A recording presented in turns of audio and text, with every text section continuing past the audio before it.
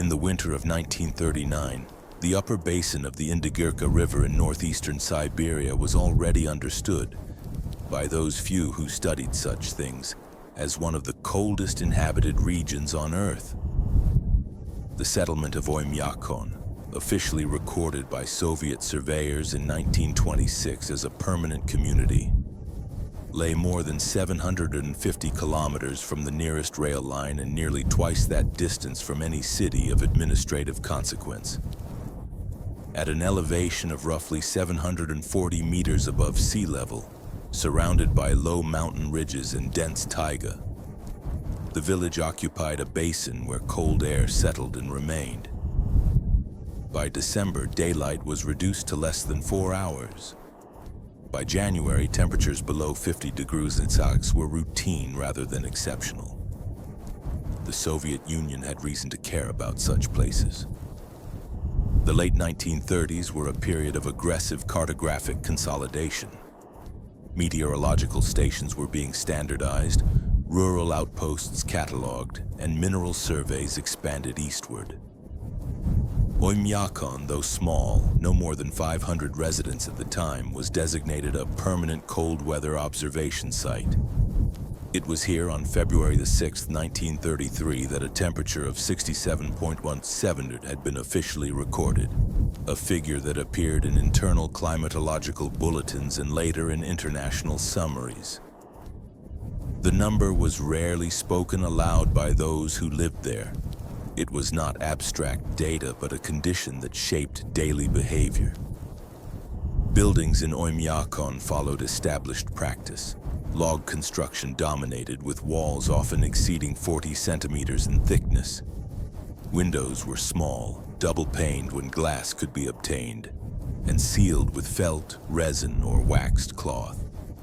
Interiors were organized around a central stove, usually iron, fed continuously with larch or birch. Light was considered secondary to heat retention. Even so, frost regularly formed on interior walls, and ink froze in inkwells if left unattended. It was into this environment that Sergei Ivanovich Kuznetsov arrived in the autumn of 1939. Kuznetsov was not a native of the region. Born in 1901 in the Perm Governorate, he had trained as a civil technician rather than an architect, graduating from a regional construction institute with a specialization in structural efficiency under extreme load conditions. His early work involved warehouse design along the Trans-Siberian corridor, where freeze-thaw cycles caused persistent foundation failures. By the mid-1930s, he had developed a reputation within a narrow professional circle as a competent but unconventional problem solver, particularly in matters involving thermal retention and subsoil stability. His reassignment to Oymyakon was not a promotion. Officially, he was tasked with supervising the construction of auxiliary housing for meteorological staff scheduled to rotate through the station over the next 5 years. Unofficially, the posting was regarded as a form of professional exile, remote, logistically difficult, and unlikely to yield recognition. Kuznetsov accepted without recorded protest. Upon arrival, he was quartered temporarily in a shared log house near the riverbank. Within weeks, he began surveying a small plot approximately 300 meters from the main settlement cluster, on slightly elevated ground where wind exposure was marginally higher but snow accumulation less severe. The choice of location attracted mild curiosity but no immediate objection. It was his design proposal, submitted in handwritten form to the local construction committee in October, that produced the first reactions. The document was brief. It specified a single-occupant dwelling, rectangular in footprint, measuring 6.5 meters by 4 meters externally. Wall thickness was listed at 60 centimeters, substantially greater than local norms. The foundation was to be shallow, insulated with layered gravel and timber rather than stone. Most notably, the elevation drawings showed no windows. Instead, Kuznetsov proposed a single inward-opening insulated door on the southern face, protected by an external vestibule. Interior lighting, according to the notes, would be provided by oil lamps and reflective wall surfaces. Ventilation would occur through a narrow, baffled roof duct designed to minimize convective heat loss. The committee response was recorded in meeting minutes dated October 21, 1939. The proposal was described as theoretically interesting but impractical for habitation. Concerns were raised regarding psychological strain, fire safety, and deviation from approved residential standards. One member reportedly asked how a man intended to live like a cellar animal through the polar night. Kuznetsov attended the meeting and spoke briefly. According to a later recollection by the station clerk, he did not argue extensively. He stated only that windows in this climate were structural liabilities disguised as comforts, and that light could be admitted by other means. When pressed on precedent, he referenced pre-modern earth-sheltered dwellings used by Arctic and sub-Arctic populations, though he did not elaborate. Permission was granted conditionally. The structure would not be classified as official housing, would receive no additional state materials beyond standard allotments, and would be constructed at Kuznetsov's own risk. Responsibility for habitability rested entirely with him. Construction began in early November. Local laborers assisted initially, if only out of routine.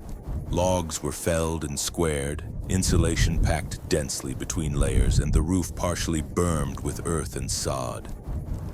As the walls rose, it became apparent that the absence of window openings simplified load distribution but complicated interior planning. Some workers voiced skepticism openly.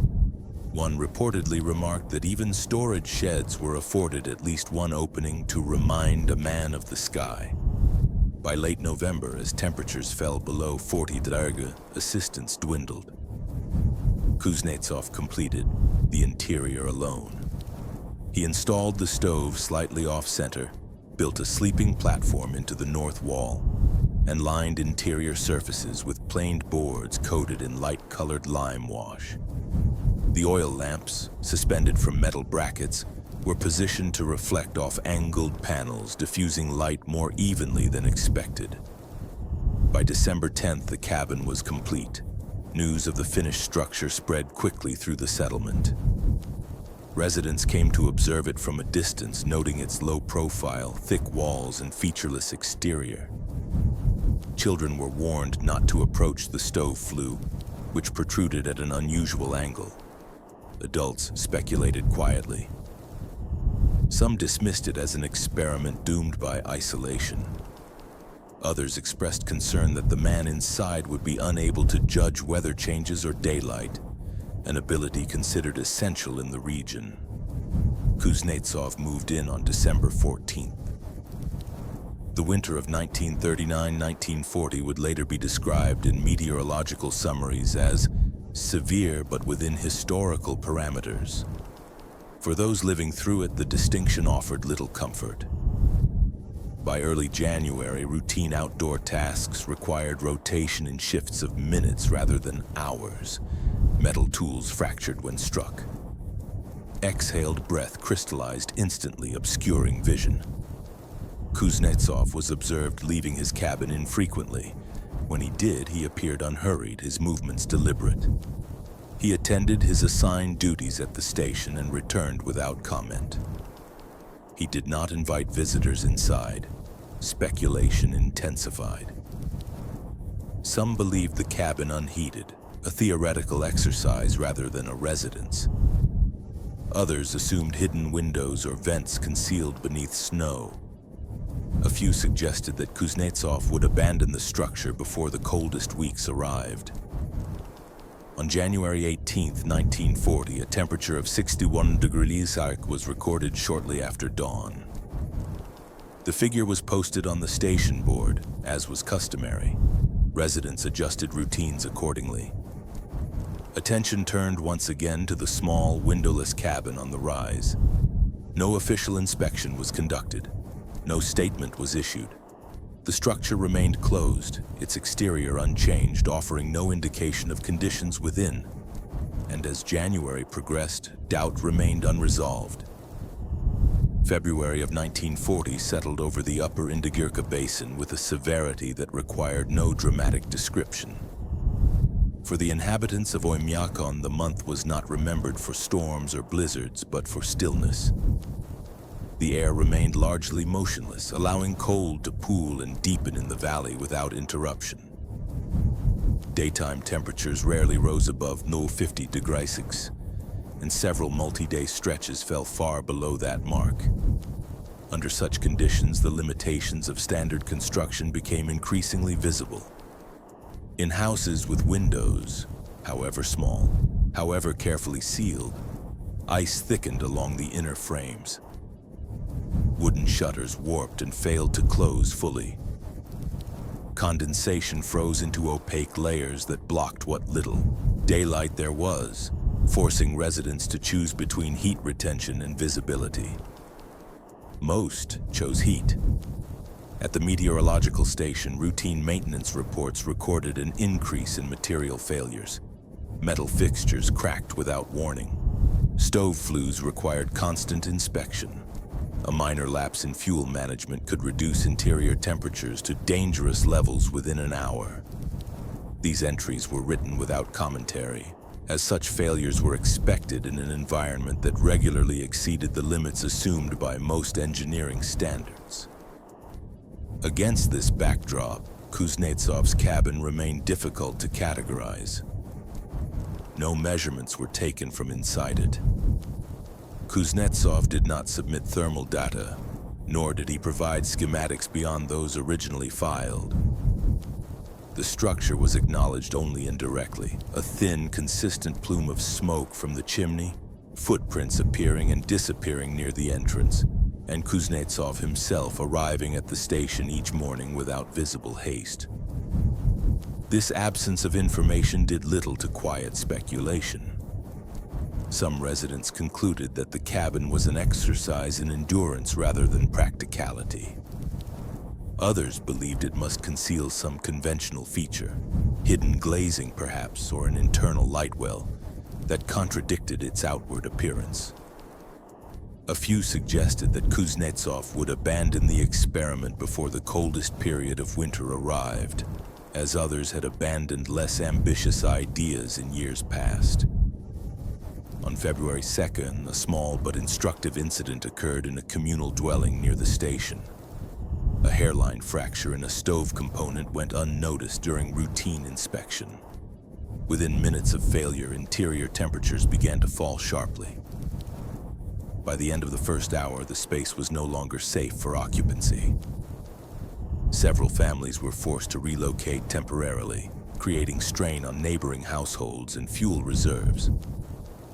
The issue was resolved without loss, but it reinforced an understanding shared by all. In Oymyakon, margin for error was narrow, and conventional solutions offered little tolerance for deviation. That evening, during a late shift at the station, the conversation turned, briefly and without formal intent, to the windowless cabin. One technician remarked, not entirely seriously, that it appeared to be the only structure unaffected by the recent cold snap. Another asked whether Kuznetsov would even notice if outside temperatures dropped another 10 degrees. The discussion ended without conclusion, but the tone had shifted. The cabin was no longer discussed solely as an oddity. Kuznetsov himself offered no commentary. The principles underlying his design were not unprecedented, though they had largely disappeared from contemporary practice.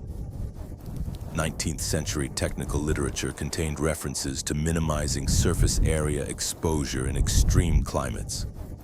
Earlier, Arctic and subarctic dwellings had made use of earth insulation, reduced apertures, and controlled ventilation to preserve internal stability.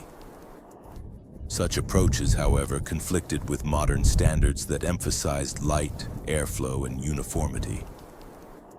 In Kuznetsov's cabin, these priorities were deliberately reversed. Light was subordinated to thermal consistency. Air exchange was restricted, slow, and intentional. Every structural element was treated not as an aesthetic feature, but as a component in a system designed to resist loss. These details became apparent only gradually and not through official channels. A local carpenter who had assisted briefly during construction observed that snow around the cabin melted more slowly than around neighboring buildings, even during brief daytime temperature increases. This suggested minimal heat leakage through the walls and roof. The observation circulated quietly without documentation, but it contributed to a growing sense that the structure behaved differently than expected. Between February 11th and February 13th, temperatures remained below 65 degrees Celsius for 3 consecutive days. Several households sealed auxiliary windows completely, choosing near darkness over heat loss. Non-essential travel ceased. Children were kept indoors. Fuel consumption rose sharply. During this period, Kuznetsov maintained his routine. He appeared at the station at regular hours and returned to his cabin without incident. No signs of fatigue or illness were recorded by colleagues. While not evidence in a scientific sense, the consistency was difficult to ignore. Even so, skepticism remained dominant. An informal administrative discussion took place on February 15th. The cabin was referenced as a singular case, unsuitable for generalization. Potential risks, fire hazards, lack of natural light, uncertain ventilation were restated. No one proposed an inspection.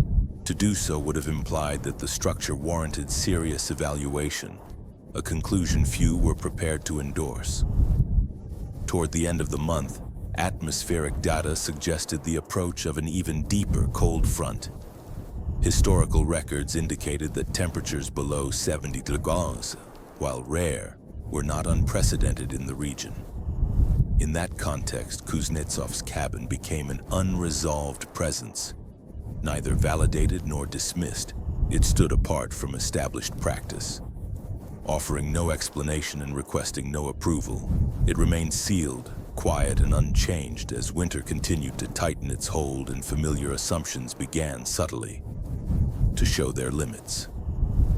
The final days of February 1940 marked a transition that was noted first in data rather than in experience. Barometric pressure readings at the Oymyakon station began to fall steadily, while upper atmosphere observations indicated the descent of a dense Arctic air mass from the northeast. Similar patterns had been recorded before, but rarely with such persistence or uniformity. On February 26, the morning temperature registered 68 degrees. The number was written carefully on the station board, double-checked against the mercury column, and initialed according to protocol. There was no announcement. Those who saw it adjusted their plans accordingly, limiting exposure and increasing fuel checks. By afternoon, the temperature had not risen appreciably. Cold at this level altered behavior in subtle ways. Doors were opened and closed with deliberation to avoid hinge fracture. Speech outdoors became minimal as prolonged conversation risked frost injury to the lungs. Metal objects were avoided entirely unless insulated. Even seasoned residents moved with a restraint that bordered on caution. Standard housing designs began to show strain. In several dwellings, interior ice accumulation reached the point where window shutters could no longer be adjusted. The act of scraping frost from walls, once a routine task, became counterproductive, as exposed surfaces immediately recrystallized. Stoves were fed continuously, sometimes beyond recommended limits, increasing the risk of structural failure. The margin between livable and dangerous conditions narrowed further. On the evening of February 27th, a supply stove in a storage building failed completely.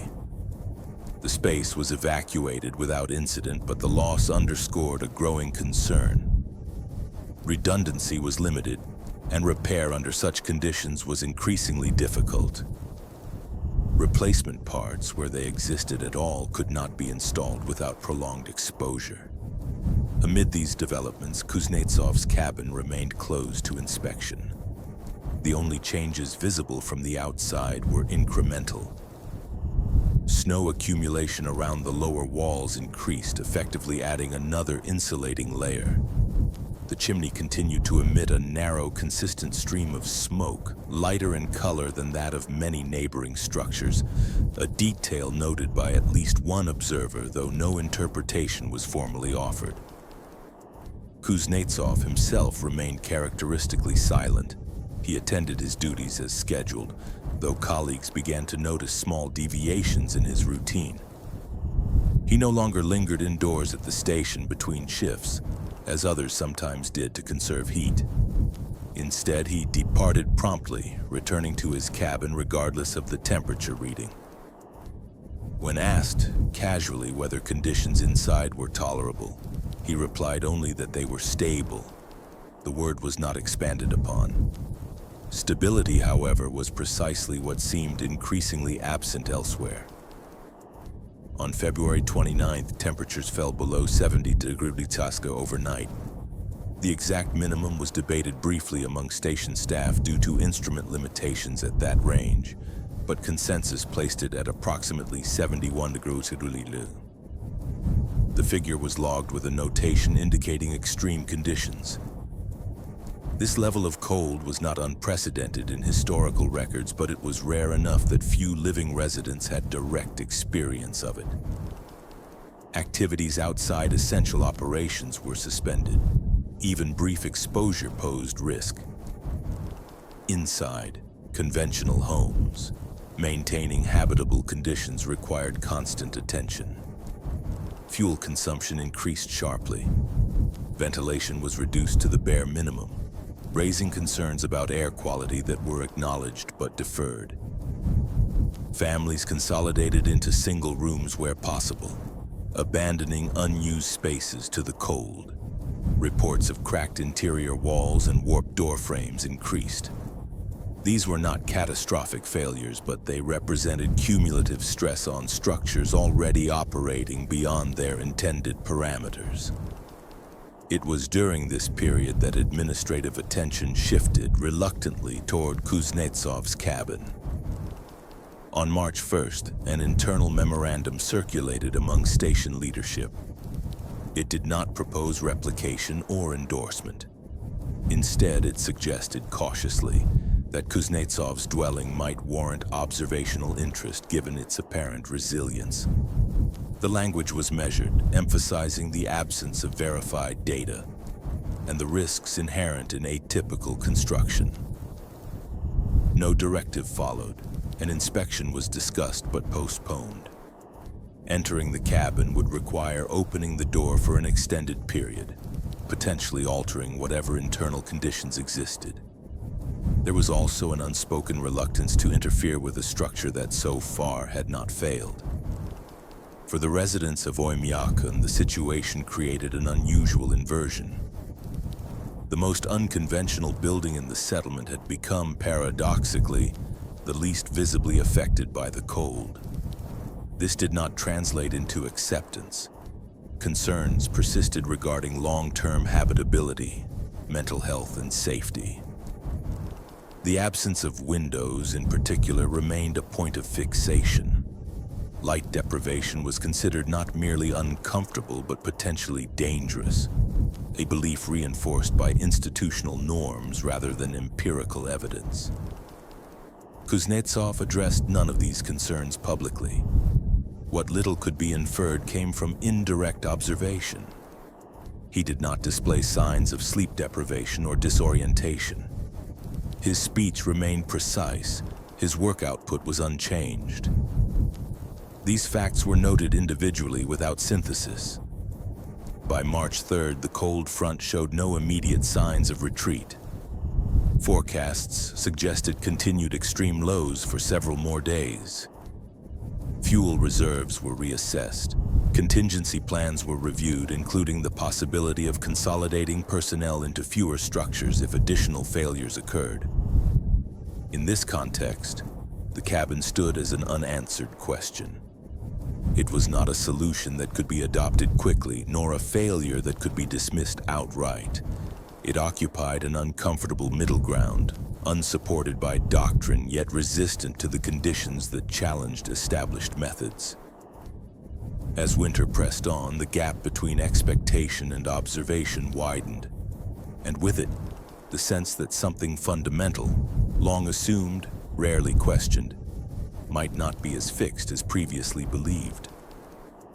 The first structural failure that forced administrative action occurred on March 5, 1940. It was not dramatic. No building collapsed, and no lives were lost.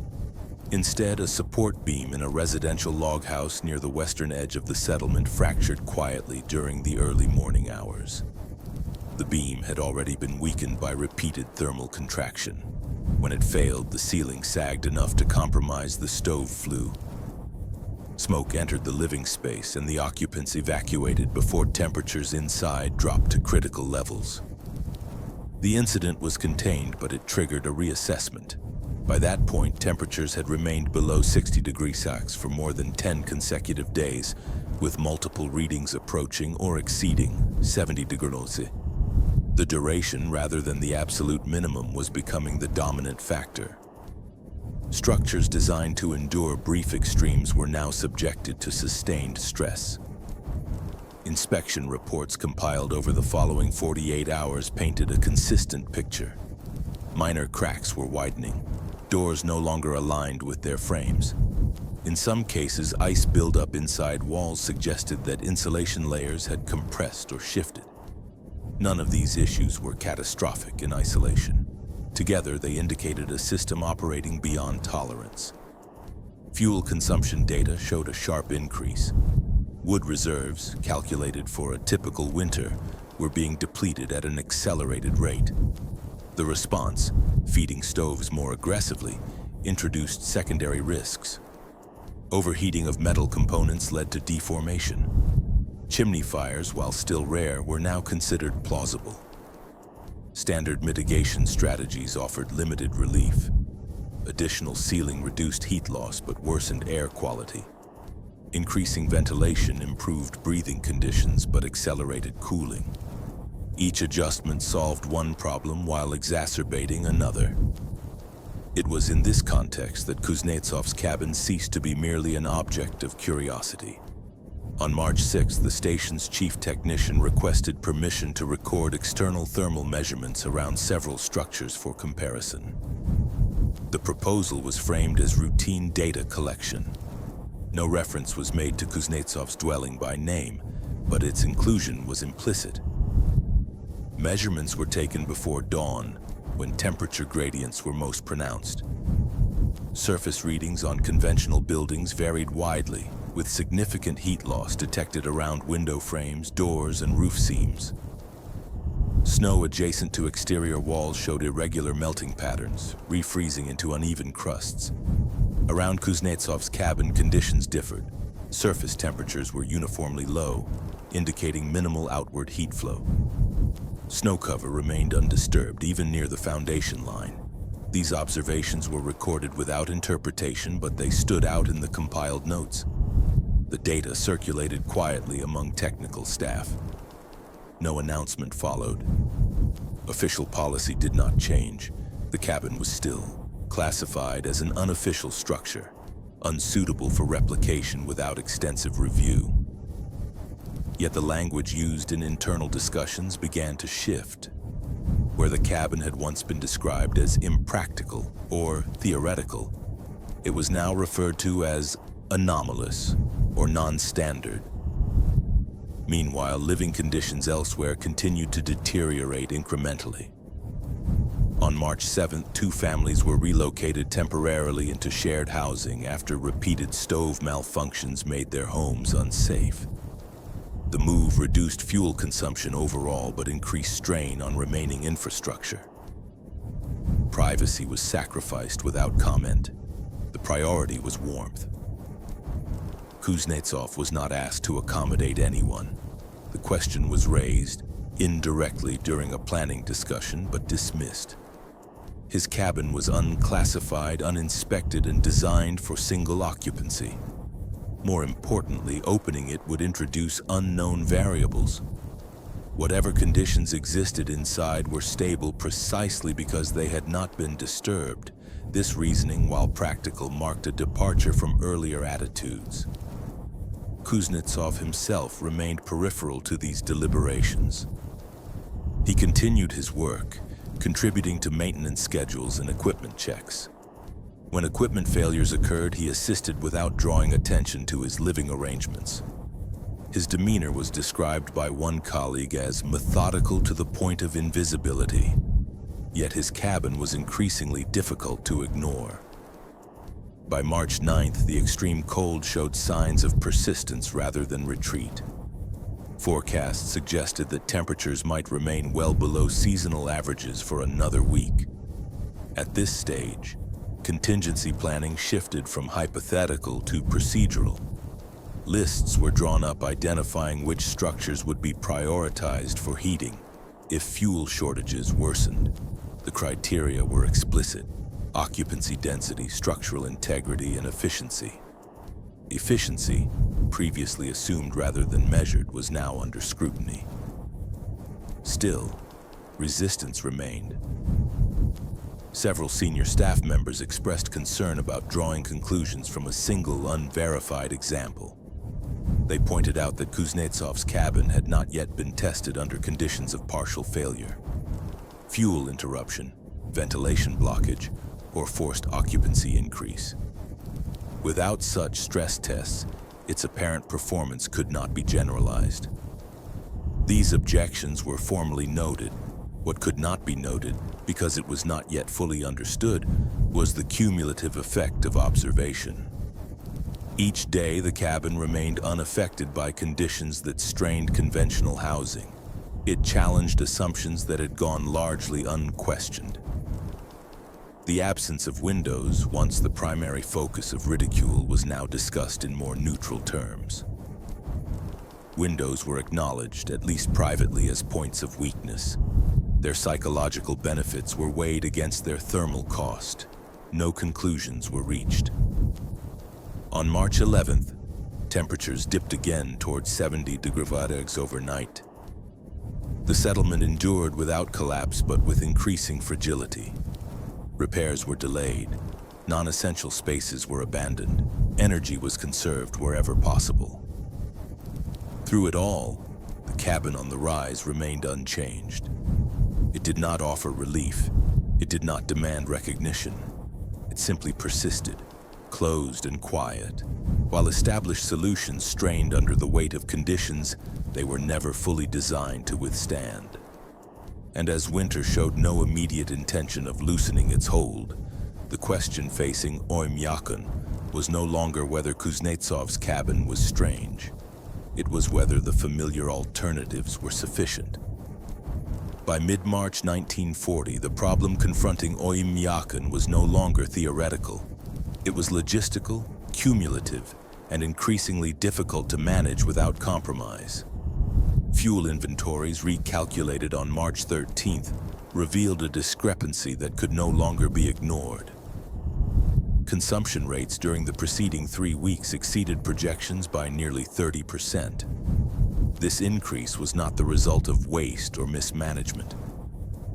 It reflected the simple reality that sustaining interior temperatures above freezing required continuous input under prolonged extreme cold.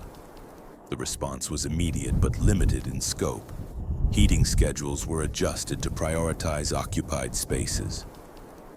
Storage buildings were allowed to fall below optimal temperatures. Administrative rooms were closed entirely. These measures extended fuel availability but reduced the margin of safety. Structural issues continued to surface. On March 14th, inspectors noted progressive separation between logs in several older houses despite repeated sealing efforts. In one instance, frost penetration reached interior paneling, forming a persistent layer of ice that could not be removed without accelerating heat loss. The decision was made to abandon that room for the remainder of the winter. None of these developments were extraordinary in isolation.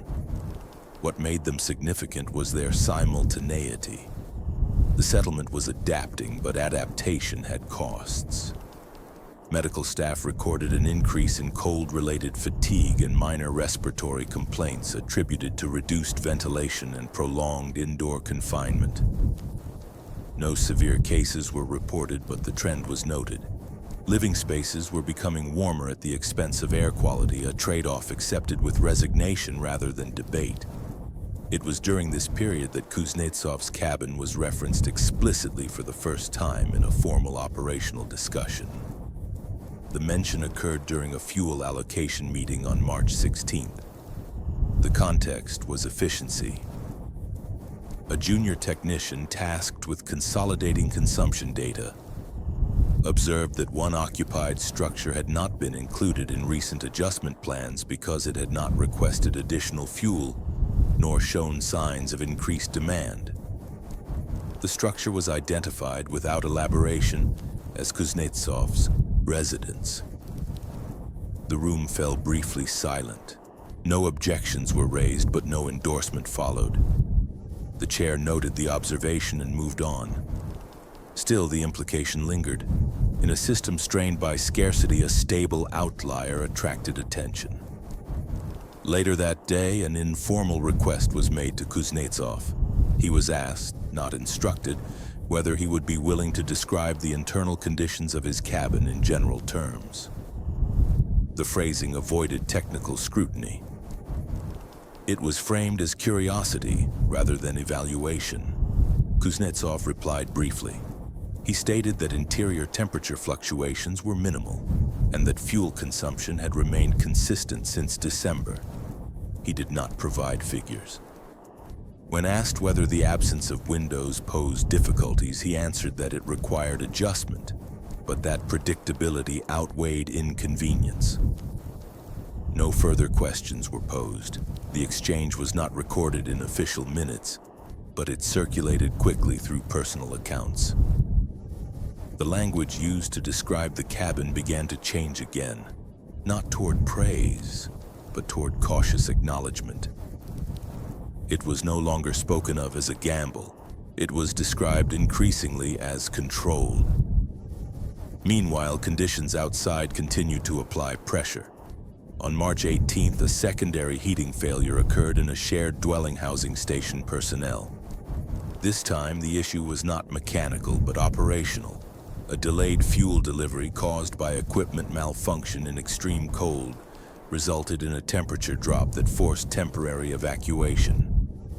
The incident was resolved within hours, but it underscored the system's dependence on uninterrupted coordination. Contingency plans were updated. One option under consideration involved consolidating personnel into fewer structures should additional failures occur. The plan was sound in principle, but difficult in execution. Moving people meant opening buildings, redistributing heat loads, and accepting short-term losses for long-term stability. Again, Kuznetsov's cabin was discussed, but only in passing. It was deemed unsuitable for shared occupancy due to its size and design. More importantly, it was untested under altered conditions. Introducing additional occupants would compromise whatever equilibrium existed. The decision was made to leave it untouched. This restraint was notable. Earlier in the winter, unconventional methods had been dismissed readily. Now they were being preserved, not replicated, but protected from interference. The distinction mattered. By March 20th, temperatures showed slight variation, occasionally rising above the 60 degrees during the warmest hours of the day.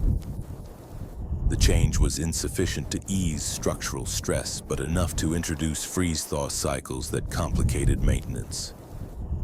Melting followed by rapid refreezing expanded existing cracks and loosened seals. Maintenance crews worked continuously, prioritizing critical failures over preventative measures. Fatigue became a factor, though it was rarely acknowledged. Throughout this period, Kuznetsov's routine remained unchanged. He did not request additional supplies. He did not modify his schedule. His cabin required no emergency attention. These facts accumulated quietly without commentary.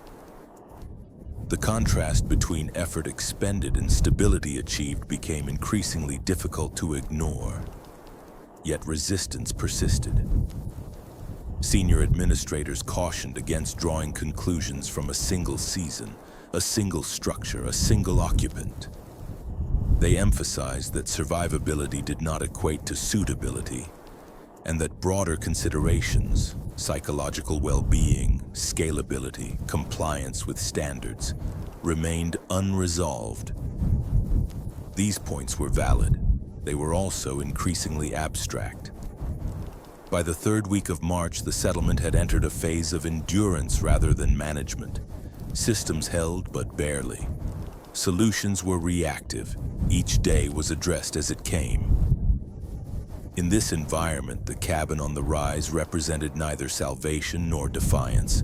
It was simply an existence proof, silent, contained, and inconveniently stable. And as winter stretched on beyond its expected limits, the question facing Oymyakon was no longer confined to survival. It was whether the principles guiding that survival had been correctly prioritized in the first place. By the final week of March 1940, the winter had exceeded not only expectations but planning assumptions. Historical averages suggested that the coldest sustained period should have eased by mid-month. Instead, temperatures remained stubbornly low, oscillating between 55 and 65 with only brief and unreliable moderation. The effect was cumulative. Materials that might have endured short extremes were now compromised by duration. Systems designed with redundancy in mind were operating with diminishing tolerance. Administrative language reflected this shift. Daily briefings no longer emphasized prevention. They focused on continuity, keeping essential functions operational for as long as possible under conditions that were no longer considered temporary. Maintenance logs became more selective, prioritizing failures that threatened immediate habitability over those that could be deferred. It was in this context that Kuznetsov's cabin entered formal consideration. On March 23rd, a directive was issued authorizing a limited, non-intrusive observational review of select structures within the settlement. The stated purpose was comparative analysis of heat retention and fuel efficiency under prolonged extreme cold. The directive did not mandate interior access. External measurements, fuel usage records, and occupant reports were deemed sufficient. Kuznetsov was informed the same day. His response was neither resistance nor enthusiasm. He agreed to provide fuel consumption figures and allowed exterior thermal readings to be taken at designated intervals. Interior inspection was not requested, and none was offered. The review began the following morning. Technicians moved through the settlement before dawn, when temperature differentials were most pronounced. Measurements were taken at consistent heights and orientations, using the same instruments to minimize variation. The process was methodical and deliberately understated. The results compiled over several days revealed patterns that were difficult to reconcile with existing assumptions. Conventional structures exhibited wide variability. Heat loss was concentrated around apertures, windows, doors, roof junctions, despite repeated mitigation. Fuel consumption correlated poorly with internal stability. Houses using more fuel did not necessarily maintain more consistent temperatures. Kuznetsov's cabin stood apart. External readings indicated remarkably uniform surface temperatures. No localized hotspots suggested excessive heat leakage. Fuel consumption figures, verified against delivery logs, showed minimal deviation from early winter baselines. Most notably, the variance over time was negligible. Where other structures exhibited spikes corresponding to cold snaps, the cabin's data remained flat. The findings were circulated internally on March 27th. The accompanying commentary was restrained. The document avoided conclusions, framing the cabin as an outlier under current parameters. It emphasized limitations: single occupancy, lack of interior data, unknown long-term effects. Still, the language marked a departure from earlier skepticism. The structure was no longer described as impractical. It was described as efficient. This shift did not go unnoticed. Conversations among staff changed tone.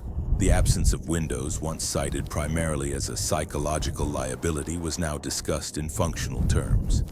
Windows were identified explicitly as points of failure in extreme cold. Their benefits were acknowledged, but so were their costs.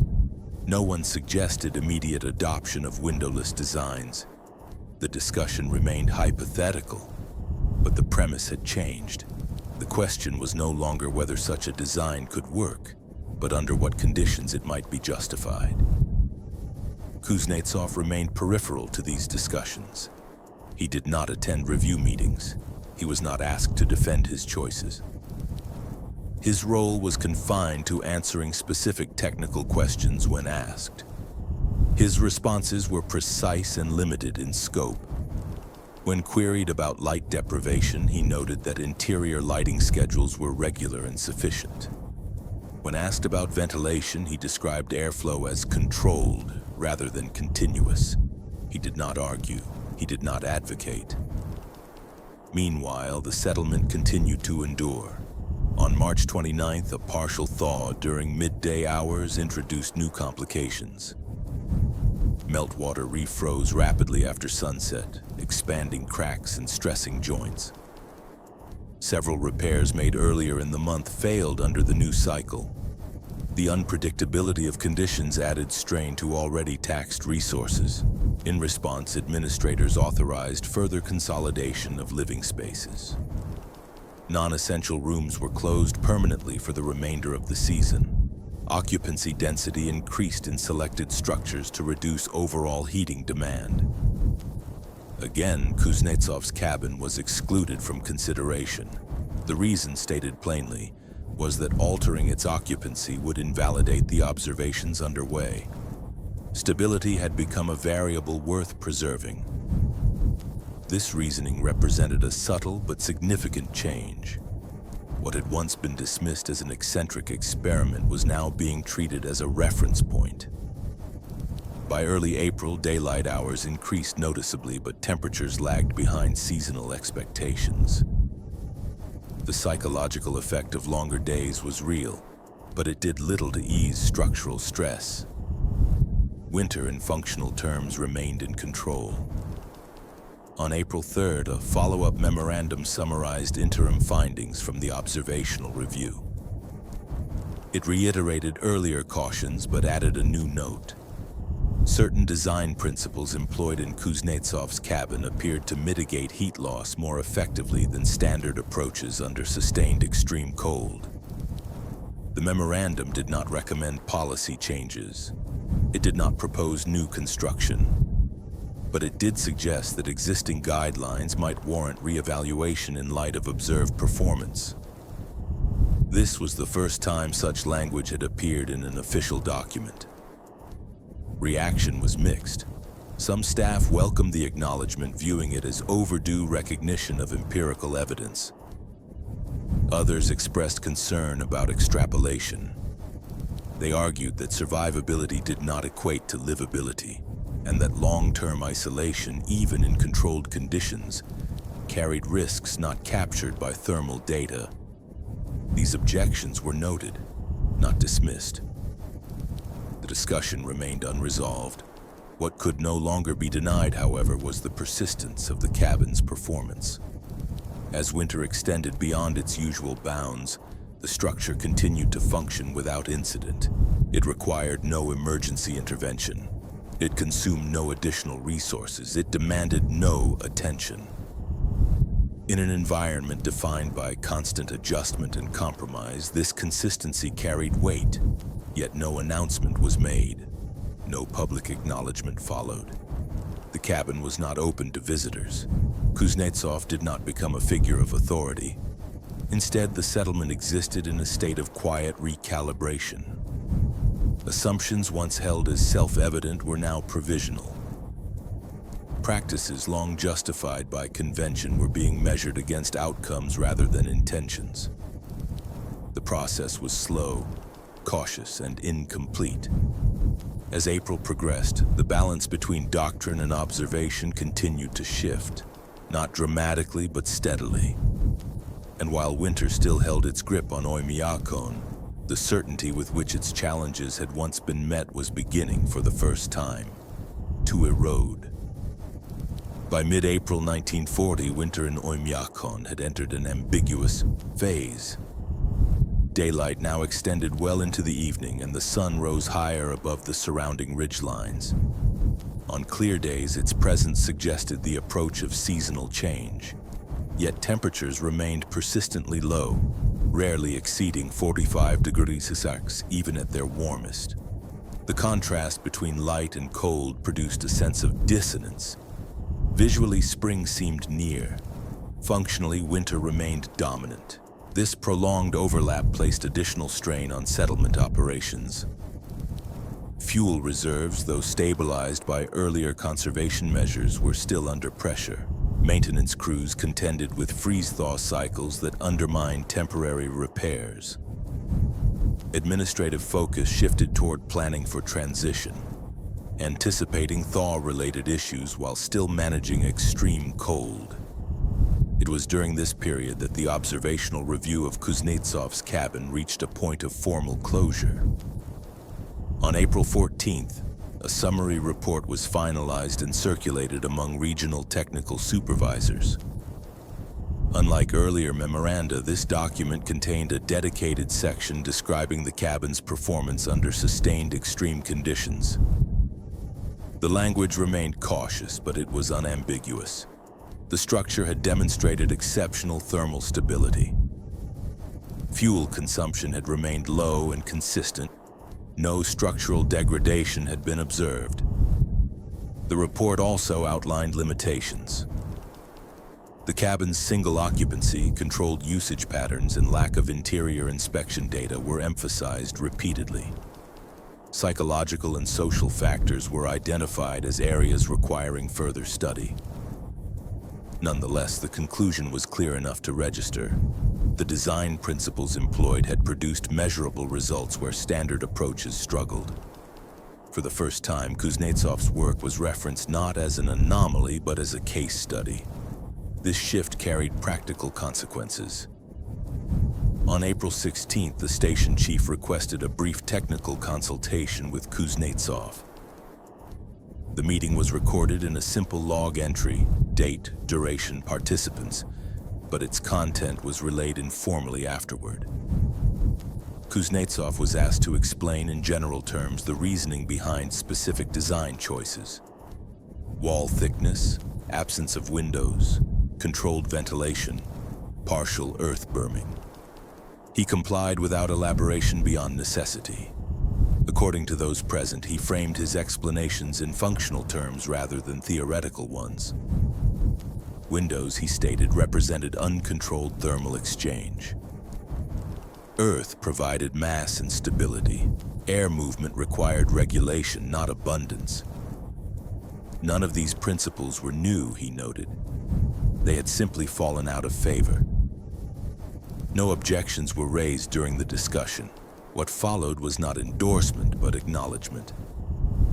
Later that week, updated internal guidance was issued for emergency winter repairs.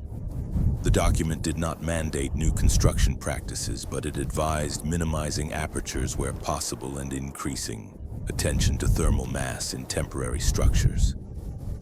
The language was carefully neutral, avoiding reference to Kuznetsov by name.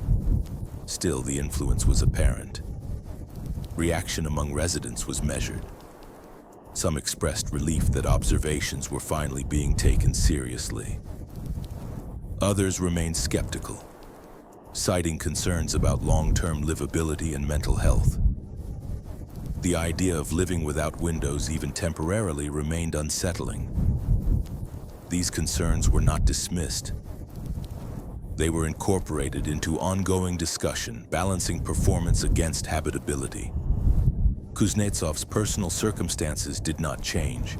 He was not reassigned. He did not receive formal commendation. His cabin remained classified as unofficial housing. No visitors were invited inside. The structure continued to exist on the margins of regulation, even as its principles informed policy. This ambiguity was deliberate. Administrators were careful not to frame the cabin as a solution to all problems. They understood the risk of overgeneralization.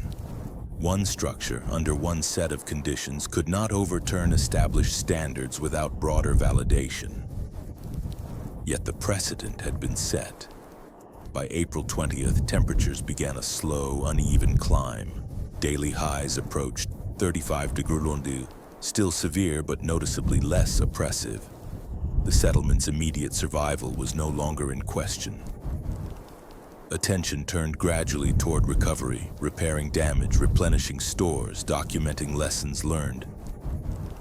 Among those lessons, Kuznetsov's cabin occupied a distinct place. It had not been a refuge during crisis. It had not been replicated or widely adopted. Its impact was quieter and more enduring. It had altered the terms of discussion, shifting emphasis from convention to outcome. The ridicule that had accompanied its construction was no longer voiced. Skepticism remained, but it was tempered by evidence. The cabin was now spoken of carefully, often indirectly as an example rather than an exception. As winter's grip finally began to loosen, Oymyakon emerged, altered, not transformed but recalibrated. Certainties that had guided building practice were now provisional. Trade-offs once accepted without question were being reconsidered. The settlement had not rejected its traditions, but it had learned to examine them. Kuznetsov continued to live in his cabin through the season's end. When asked later whether he intended to add windows in the spring, he replied only that changes would depend on conditions. The answer satisfied no one fully, but it was consistent with his approach. By the time the first true thaw softened the upper layers of soil, the cabin had already fulfilled its unintended role. It had forced a reconsideration, and that, for the moment, was enough. The formal end of the winter season in Oymyakon was marked not by a single event, but by a gradual loosening of constraints. By early May 1940, daytime temperatures rose consistently above 20 degrees. Snow cover thinned along exposed ridgelines, and surface layers of soil began to soften. River ice remained intact, but its edges darkened, signaling structural change beneath. For the settlement, these shifts meant that immediate survival concerns receded, replaced by the work of assessment and repair. Administrative attention turned toward documentation. Damage reports were compiled, fuel usage reconciled, and maintenance logs reviewed to identify recurring failures. This process was routine, yet the winter just past demanded closer scrutiny.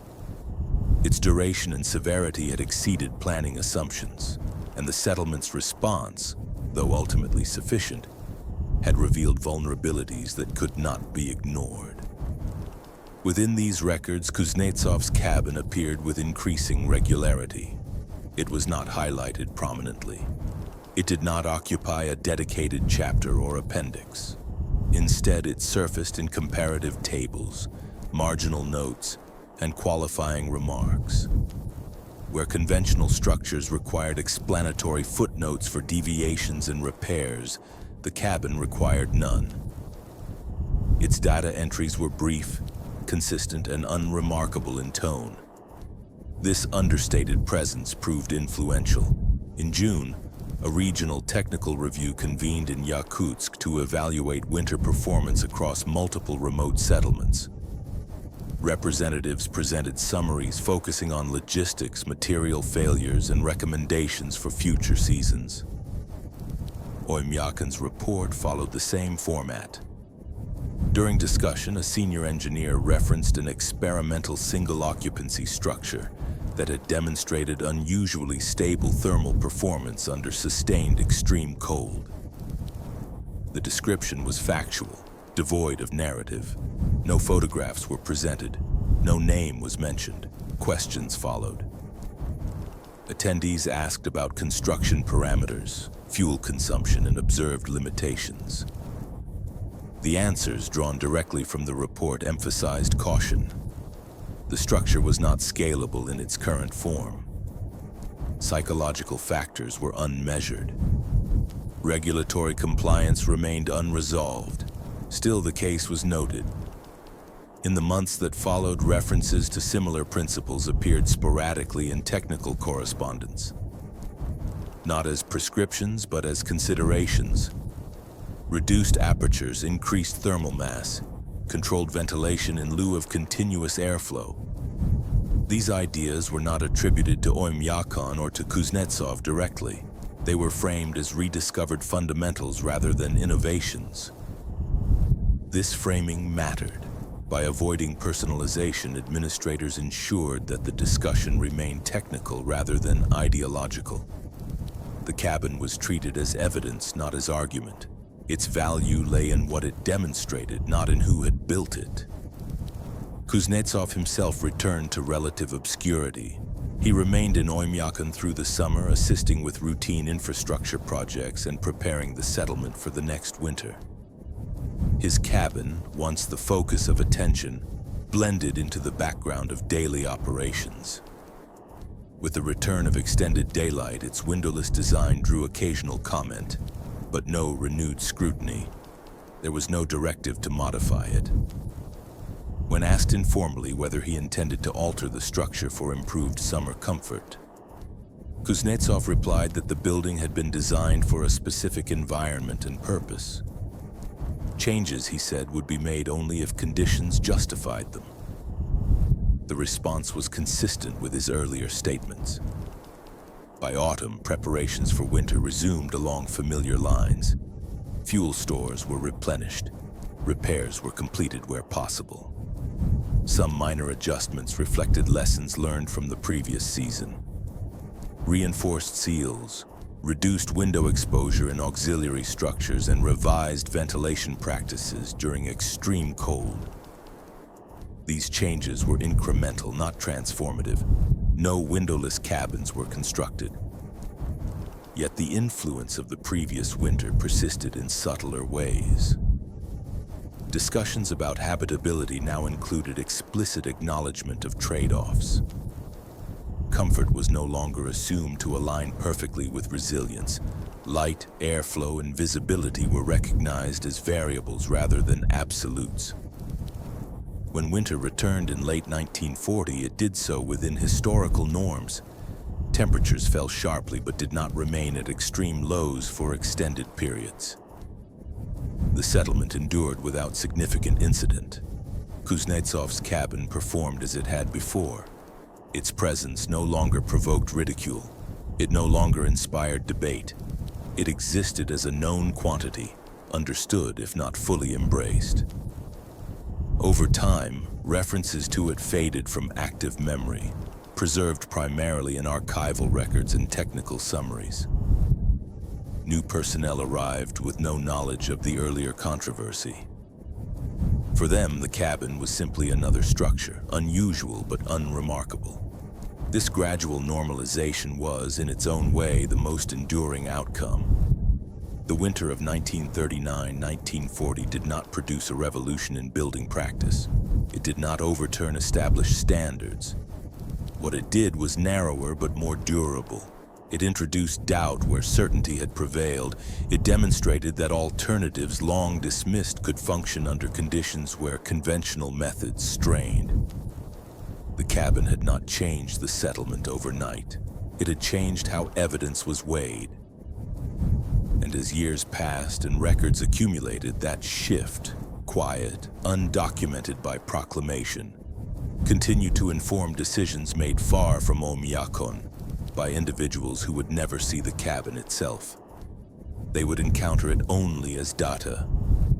In the years that followed, the winter of 1939-1940 gradually receded from living memory in Oymyakon, as severe winters often do, absorbed into a longer sequence of hardship rather than remembered as a singular event. New residents arrived, older ones left or passed on. Administrative personnel rotated, bringing with them revised manuals, updated standards, and different priorities. The settlement itself changed only incrementally. Buildings were repaired or replaced as resources allowed. Infrastructure improved unevenly. Life continued within the familiar constraints of geography and climate.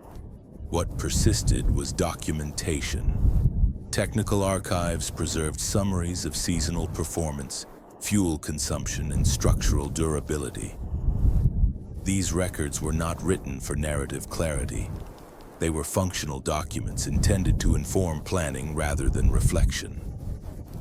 Within them, the winter stood out not for its drama, but for its metrics: duration, temperature range, material fatigue. Embedded within those metrics was the quiet trace of Kuznetsov's cabin.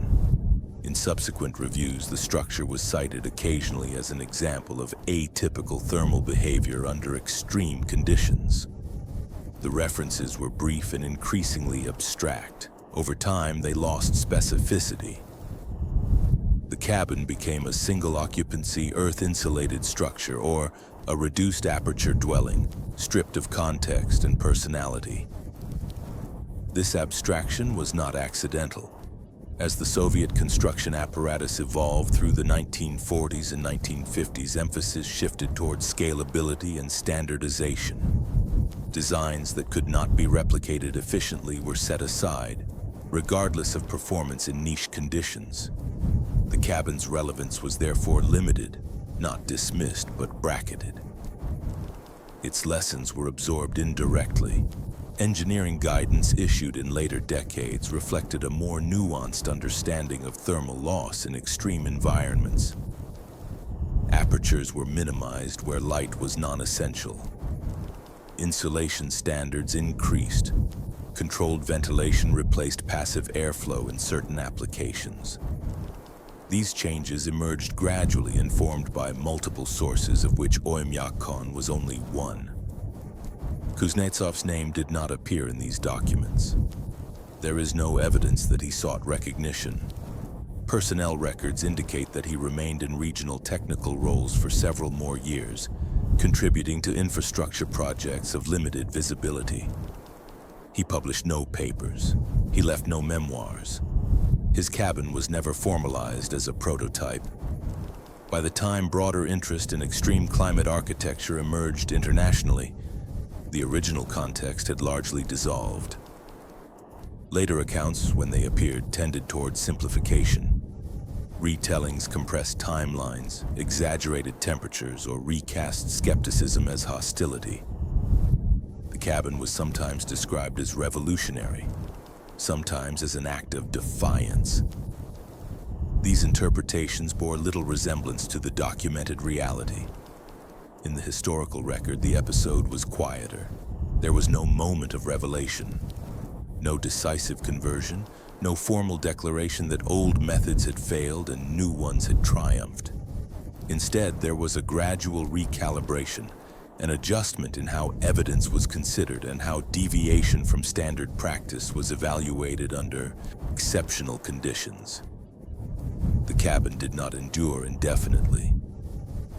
Maintenance records suggest that it was repaired several times in later years and eventually dismantled, its materials repurposed. The site returned to snow and earth, leaving no visible marker. Its disappearance was unremarked. What remained was its effect on process rather than practice. When later engineers reviewed extreme weather failures, they did so with a slightly altered framework. They were more attentive to duration than peaks, to stability rather than comfort, to cumulative stress rather than isolated events. These shifts cannot be attributed to a single structure or season, but the winter of 1939-1940 contributed to them. In this sense, the cabin's significance lay not in its uniqueness, but in its timing. It existed at a moment when assumptions were strained, when conventional solutions revealed their limits, and when evidence, however inconvenient, could not be entirely dismissed. The cabin did not change how people built overnight. It changed how they questioned. And that change, though subtle and easily overlooked, endured longer than the structure itself. By the time the winter of 1939-1940 had passed fully into history, its particulars no longer commanded attention. What remained were patterns. Across the archival record, extreme cold events were increasingly described not as anomalies, but as stress tests, conditions under which assumptions could be examined rather than defended. This shift was subtle, embedded in language rather than policy. Reports began to distinguish between failure due to rarity and failure due to design inflexibility. The distinction mattered. In that evolving framework, the episode in Oymyakon occupied a modest but durable place. It was never cited as a turning point. It did not generate new standards or inspire a program of experimental housing. Instead, it functioned as a reference case, occasionally invoked when planners confronted environments that exceeded the margins of conventional design. The cabin's value lay precisely in its ordinariness. It had not relied on advanced materials, complex mechanisms, or specialized labor. Its effectiveness, as recorded, derived from a deliberate narrowing of priorities. Light was reduced to preserve heat.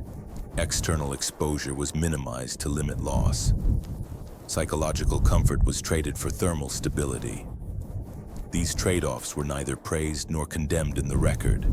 They were noted. As later generations revisited questions of habitation in extreme environments, polar research stations, high-altitude installations, remote industrial sites, the same considerations resurfaced. Designers debated how much comfort could be sacrificed for resilience, and under what circumstances. The answers varied, shaped by technology, economics, and evolving expectations. Yet the underlying tension remained unchanged. The story of Kuznetsov's cabin, insofar as it survived at all, survived in this tension. Not as a lesson about ingenuity triumphing over doubt, but as an example of what occurs when design is aligned strictly with environmental reality rather than social convention. The cabin did not persuade through argument. It persisted through performance. In later retellings, this distinction was often lost. Popular accounts favored contrast and resolution. Skepticism became mockery. Caution became hostility. Survival became vindication. These narratives imposed clarity where the historical record offered ambiguity. The original documents do not support such simplifications. They describe a settlement under strain, individuals making decisions within constraints, and a structure that functioned adequately where others struggled. They record interest, not admiration, reconsideration, not reversal. Kuznetsov himself remains largely absent from the concluding assessments. There is no indication that he viewed his cabin as a statement or experiment. His recorded comments suggest a narrower intent, to endure winter with minimal dependence on fuel and maintenance. That he succeeded does not imply that he sought to persuade others to follow. In this respect, the episode resists myth. It does not conform neatly to narratives of progress or rebellion. It offers no clear hero and no clear antagonist. Its outcome is incremental rather than decisive. What it illustrates instead is the manner in which knowledge sometimes advances, not through consensus or proclamation, but through isolated instances that quietly complicate existing beliefs. The cabin was dismantled. The winter ended. The settlement continued. Yet within the technical memory of those responsible for building and maintaining human presence in extreme cold, a small adjustment had occurred. Certain assumptions were no longer absolute. Certain possibilities were no longer dismissed outright. This adjustment did not announce itself. It did not need to. In environments where error carries immediate consequence, even modest shifts in how problems are framed can shape outcomes over decades. The cabin's legacy, such as it was, lay in contributing to that shift, not as a model to be copied, but as evidence that alternatives, when grounded in conditions rather than convention, can endure scrutiny quietly and without spectacle.